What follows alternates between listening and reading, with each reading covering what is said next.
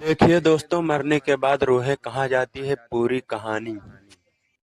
मरने के बाद इंसान की रूहें भटकती हैं, बल्कि उनकी जो आत्माएं हैं एक दूसरे को पकड़ती भी हैं, यानी कि किसी भी इंसान के जिस्म के अंदर दाखिल हो सकती हैं। दोस्तों, आज के दौर में जाहिलियत इतनी ज्यादा फैल गई है कि जाने न अनजाने में लोगों से इतनी बड़ी गलती हो जाती है और उन्हें पता भी नहीं चलता। ये चीज आपने भी बहुत सुना होगा कि जब कोई इंसान मर जाता है या फिर उसने सुसाइड कर लिया या फिर किसी ने उसका मर्डर कर दिया तो उसकी जो आत्मा है वो भटकने लगती है, बल्कि वो इंसान मरने के बाद शैतान बन जाता है और लोगों को सताता भी है। अब इस बात में कितनी सच्चाई है और कितना झूठ, आइए इस बात को कुरान से जानते हैं।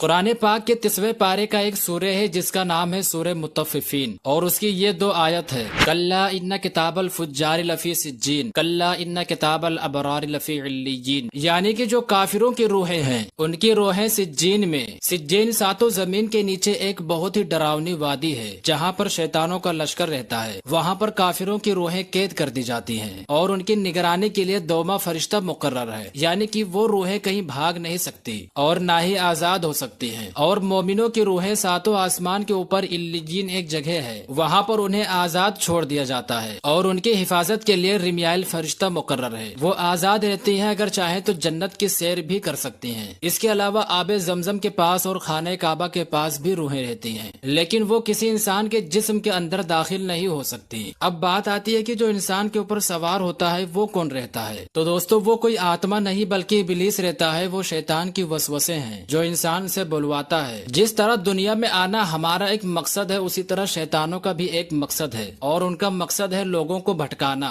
आज हमें अगर किसी चीज का पता लगाना हो तो हम सोशल मीडिया का सहारा लेते हैं, लेकिन शैतानों को अल्लाह की तरफ से वो ताकत मिली है कि वो कहीं भी आ जा सकते हैं और किसी भी इंसान के बारे में कुछ भी पता कर सकते हैं। शैतान हमेशा उन लोगों को तलाश करता है जिसने सुसाइड कर लिया हो या किसी ने मर्डर कर दिया या खुद की मौत से ही मरा हो, तो उसके बारे में हर चीज को पता करके उनका नाम लेकर शैतान उस इंसान के पास जाता है जिसके जरिए से वो लोगों को भटकाना चाहता है। अब शैतान अपने शैतान बाजी से वो सारी बातें उस इंसान से बुलवाता है कि मेरा ये नाम है, मैं फुला जगह रहता था, मेरी मौत इस तरह हुई थी, मेरी माँ का ये नाम है, मेरे बाप का ये नाम है, मेरे इतने भाई थे और इतनी बहनें थी। यानी कि वो ऐसी ऐसी बातें बताता है जिससे लोग यकीन कर लें, और जब वो सारी बातें लोग सुनते हैं तो वो सच होता है, जिसके बाद यकीन करने पर वो मजबूर हो जाते हैं कि ये सारी बातें किसी और को कैसे पता होगा। ये वही इंसान है जो मरने के बाद लोगों को पकड़ने लगा, जो कि शैतान चाहता भी यही है कि लोग यकीन करके गुमराह हो जाएं। अब लोग सोचेंगे कि इसमें शैतान का क्या फायदा,